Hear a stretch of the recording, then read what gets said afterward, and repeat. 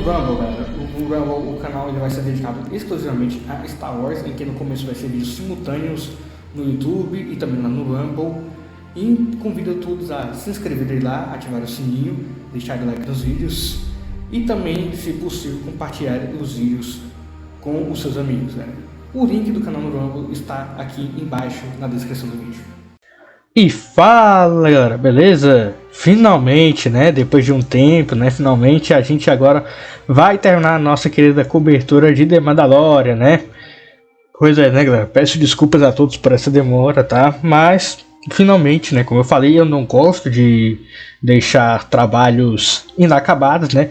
Vou acabar essa cobertura de The Mandalorian neste vídeo comentando sobre o episódio 8 da terceira temporada, o episódio número 24 da série como um todo, né? Que se chama basicamente O Retorno, ou The Return, se você quiser pronunciar no título original, né? E bem, esse episódio, tá, cara? É um episódio que, cara, muitas coisas nele ocorrem, mas ocorre de uma maneira, em um ritmo bastante apressado, que, cara, você não consegue entender muita coisa, né? Por quê? Porque é um episódio que as coisas vão ocorrendo, mas vão ocorrendo de uma forma muito apressada mesmo, tá? E beleza. E, cara, parece um pouco um episódio de The Clone Wars, porque, cara, é um episódio de muita ação, cara. Muita ação mesmo, umas ações muito bem feitas, muito bem coreografadas e tal, né? A gente pode começar falando da Bo-Katan com as tropas mandalorianas, né, escapando e lutando contra as tropas imperiais, né? A gente pode falar do R5, né, tentando lutar ali contra os robôs ratos, né, os droids ratos no caso, né, aqueles droids de ratos, né. A gente pode falar do R5 também, meio que tem que fazer uma coisa pro Mando, né? O Mando pede lá pra ele fazer alguma coisa, mas os ratos ficam impedindo ele, né? E cara, é um pouquinho um cara de The Clone Wars, um pouco esse episódio, né? Porque as ações foram bem feitas, mas sempre tem mais. Ocorreram tudo de forma apressada, não só tudo apressada, mas tudo ao mesmo tempo, porque ao mesmo tempo que eles colocam a luta da Bo-Katan e as tropas mandalorianas junto com as tropas imperiais do Moff Gideon ao mesmo tempo, né? Ao mesmo tempo tá o Mando lutando contra os guardas praetorianos, né? Escapando lá da prisão, chega lá o Grogu no IG-12, o Grogu com o IG-12 não, IG-11 no caso, né? O Grogu chega com o IG-11 e acaba com as tropas imperiais, né? Ao mesmo tempo que realmente, cara, é um ritmo bem apertado, apertado, mas bem rápido, né? Porque assim, caras, a gente viu no episódio passado que o Mando ia ser preso, ia ser interrogado, blá blá blá, e a gente percebe que The Mandalorian, eles não conversam muito entre si. Se o episódio passado eles dizem que o Mando ia ser preso, ia ser interrogado, no outro episódio o Grogu com o IG-11, né, já vai lá e salva o Mando, né, das tropas imperiais, dos Stormtroopers. É meio que um episódio desconversando com o outro. A gente pode falar, por exemplo, do Grogu, né, do Grogu que ia ser treinado pelo Luke, né, mas depois o Grogu volta, né? Meia temporada depois, em Book of the Boba Fett, que tem alguns episódios que eu considero já da terceira temporada de The Mandalorian, né? Tem alguns lá que eu considero já, porque eles meio que quiseram colocar umas coisinhas lá. Pois é, né, galera? E assim, a gente pode ver que os Stormtroopers, esses do Moff Gideon, por sinal, eles não são simplesmente Stormtroopers com armaduras de Beskar, e sim são Stormtroopers que têm recursos mandalorianos nele, como por exemplo um lança-chamas. Um Stormtrooper com lança-chamas, né? O Moff Gideon está implementando recursos mandalorianos nesses Stormtroopers. Só que, cara, uma coisa que eu falo, do que adianta recursos mandalorianos se você não tem o treinamento adequado mandaloriano? Porque o Moff Gideon, ele não é mandaloriano, ele é um remanescente imperial. que admira Mandalorianos. Ele não teve o treinamento Mandaloriano adequado, não teve nada. Ele é um remanescente imperial que estudou sobre os Mandalorianos, sabe da história dos Mandalorianos, mas, cara, ele não tem o treinamento adequado dos Mandalorianos. Apesar de ele ter estudado sim sobre, mas, cara, um treinamento de um Mandaloriano, cara, um Mandaloriano treinado como Din Djarin, né? Superando esses Stormtroopers que tem apenas os recursos, cara. Dá pra se dizer que não é só os recursos que faz você superar o Mandaloriano. Com um treinamento, você precisa ter um treinamento adequado, coisa que os Stormtroopers e até tiveram treinamento adequado na Academia Imperial, mas, cara, os Mandalorianos são muito treinados, intensivamente treinados, cara, porque são guerreiros que, cara, é combate o tempo todo. Todos. Os Mandalorianos guerreiam muito entre si, sabe? Guerreiam muito entre si. E por isso eles treinam bastante. Então, cara, é algo muito difícil, né? Uns Stormtroopers assim, superar os Mandalorianos por conta disso também. Não é só os recursos imperiais que fazem isso, sabe? Não é. Então, assim, né, galera? Depois o Mando tenta lá fugir, né? E, cara, a gente vê uma batalha até que surpreendente, né, do Mando nos campos de força, que, cara, é uma baita referência ao duelo de destinos, né, Duel of the Fates, como se quiser chamar no idioma original, que é o Qui-Gon Jinn e Obi-Wan contra o Darth Maul lá no episódio 1, Ameaça Fantasma. É uma baita de uma referência, cara, com o Mandaloriano lutando contra os Stormtroopers, né, inclusive pegando a arma deles, né, e tacando eles de volta e tal. Cara, foi uma coreografia muito bem trabalhada, essa parte, né? Com o R5 também, tentando abaixar cada escudo e tal, né? O R5 também ajudando nisso. Isso e tal, indo com o Grogu no IG-11 também, né? 11 também, né? E a gente tem que falar aqui sobre o Grogu no IG-11, que, cara, o Grogu no IG-11 só serviu para ajudar um pouquinho o Grogu a batalhar, né? Porque, assim, o IG-11 foi meio que em combate inútil.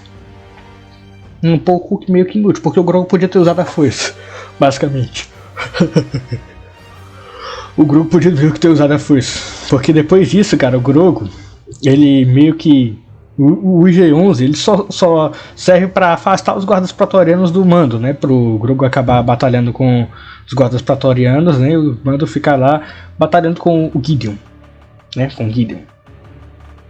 E assim, cara, falando em Moff Gideon, cara... Moff Gideon é um vilão meio que tem uma boa performance do querido ator Giancarlo Esposito, tá? A performance dele foi boa, sim, né?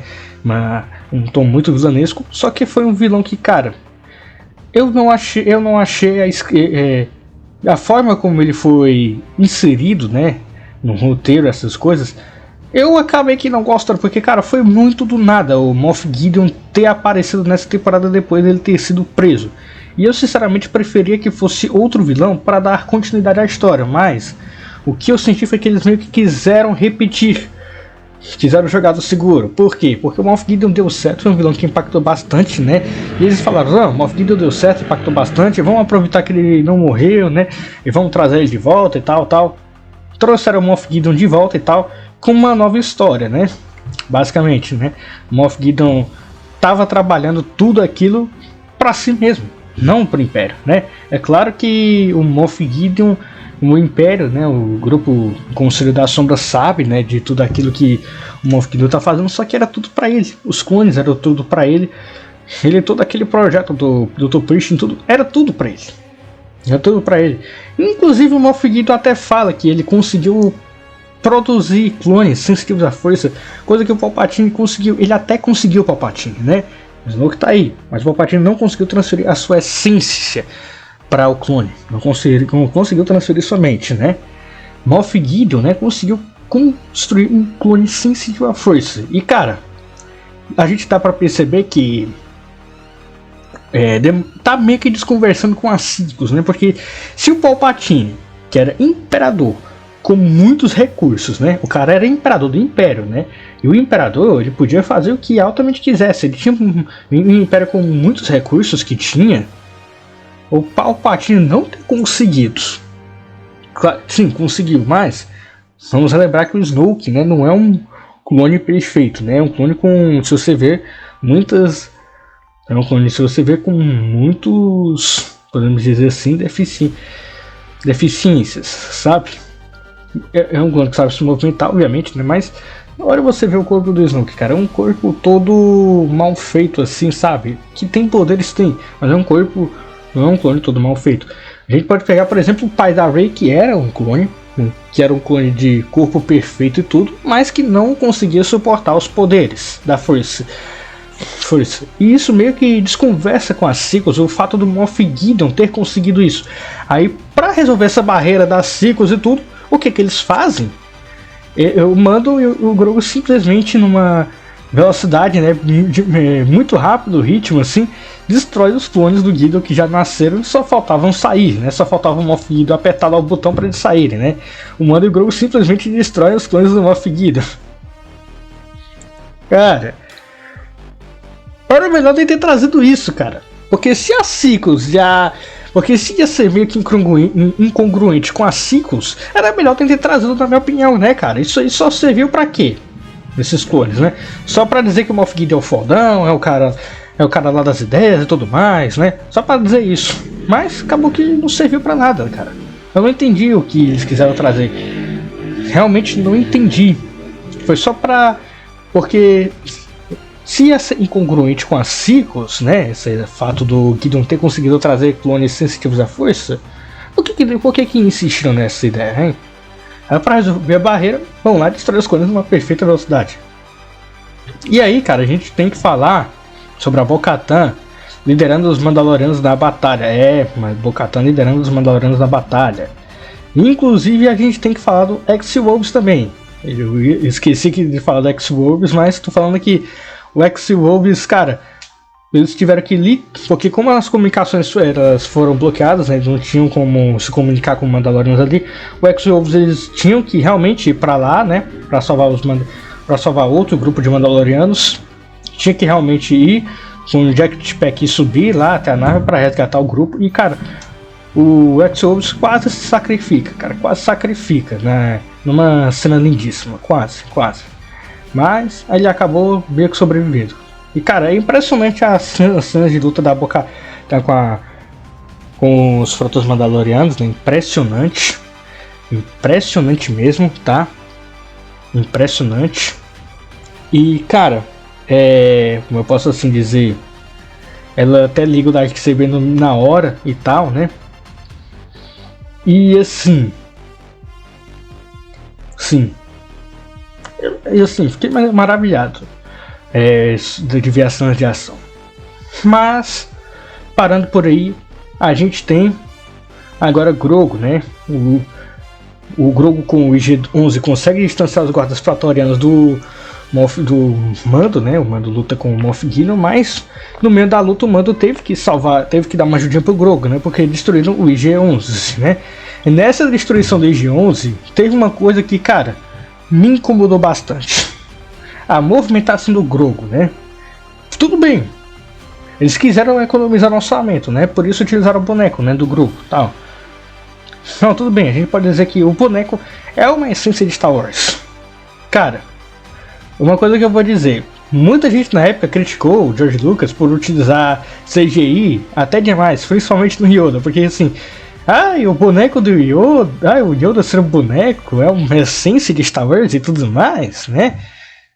Cara, uma coisa que eu vou dizer, essa aqui é a minha opinião, você tem de todo de discordar, mas na minha opinião, nas prequels, o George Lucas foi um visionário utilizar o Yoda como CGI, porque, cara, o Yoda se movimentar de uma forma perfeita em um boneco, não tem como, cara, não tem como, principalmente em lutar até, principalmente na hora de lutar. Então, na hora de lutar, o George Lucas teve que usar realmente o CGI se que as coisas ficaram perfeitas de forma natural.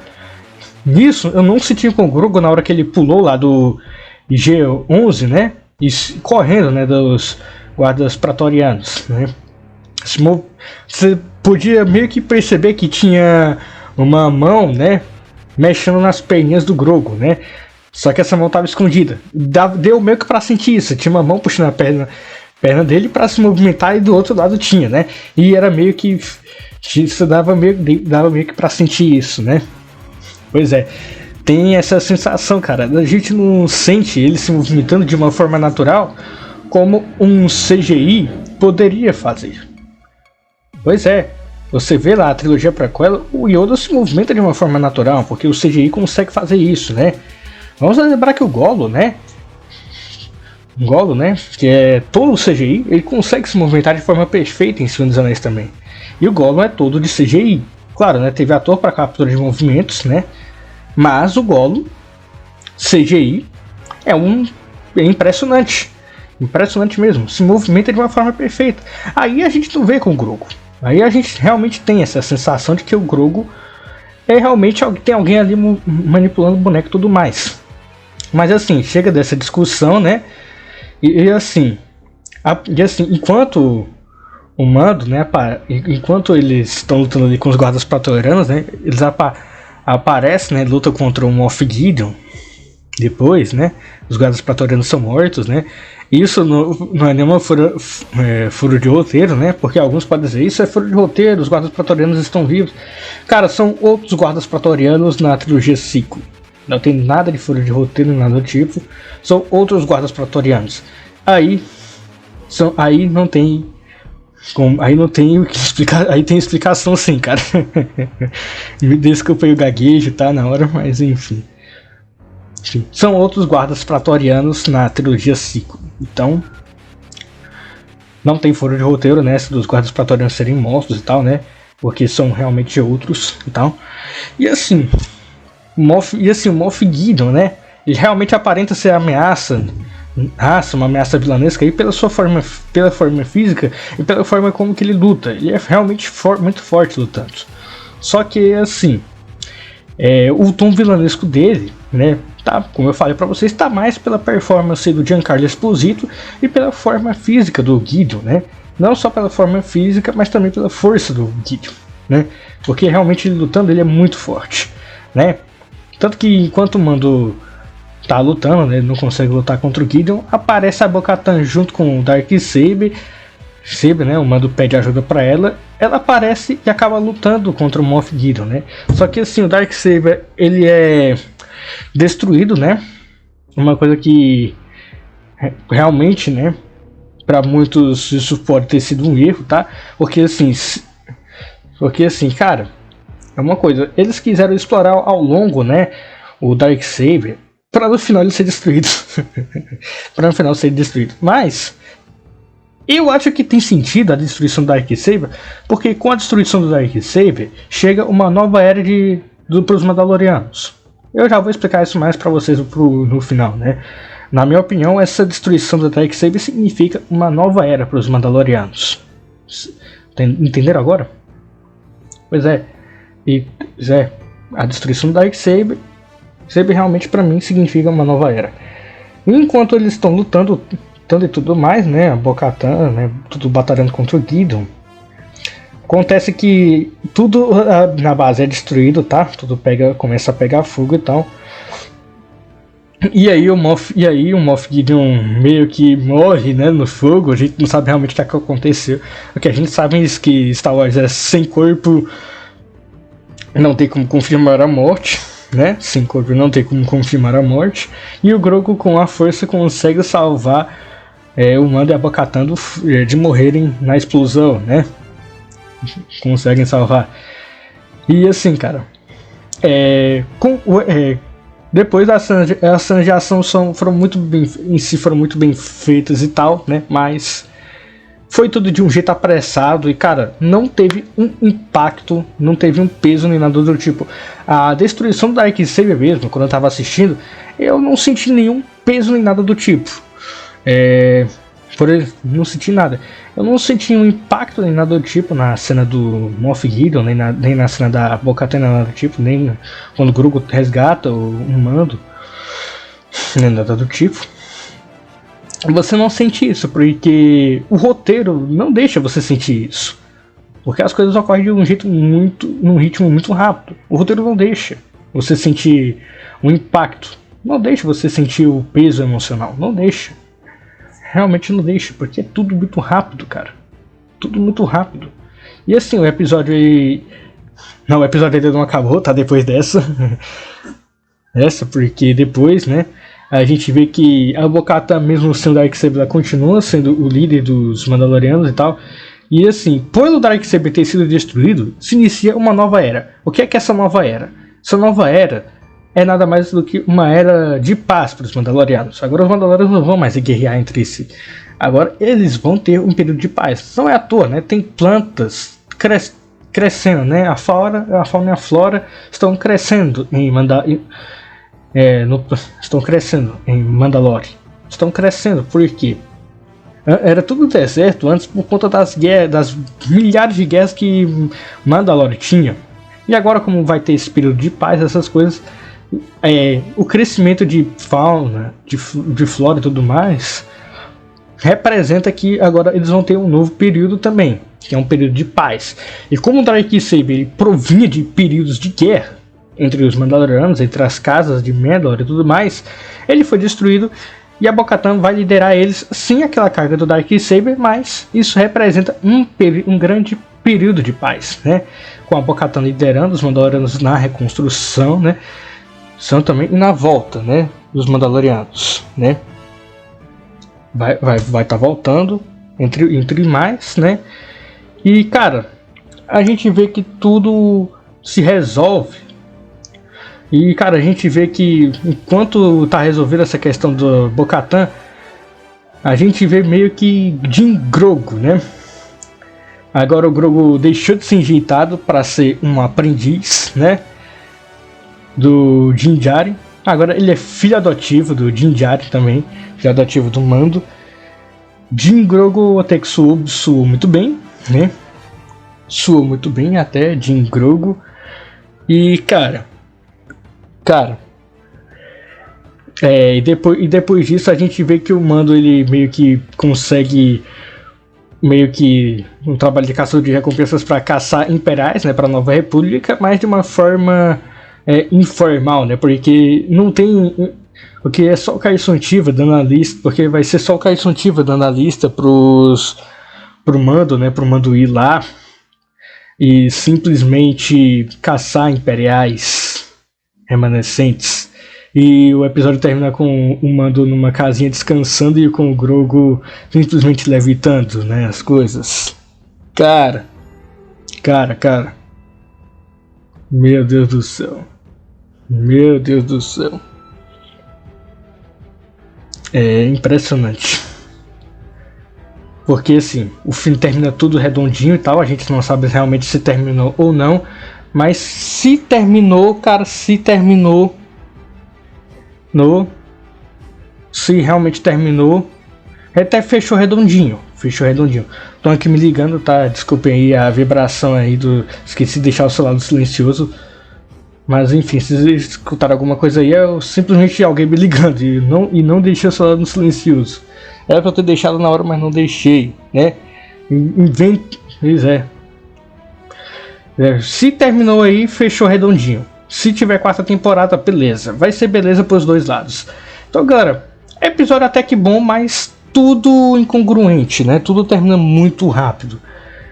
Então, não dá pra dizer que foi uma forma satisfatória, mas foi mais ou menos por conta disso. Então, galera, é isso. Espero que vocês tenham gostado. Se vocês curtiram, deixe seu like, se inscreva no meu canal.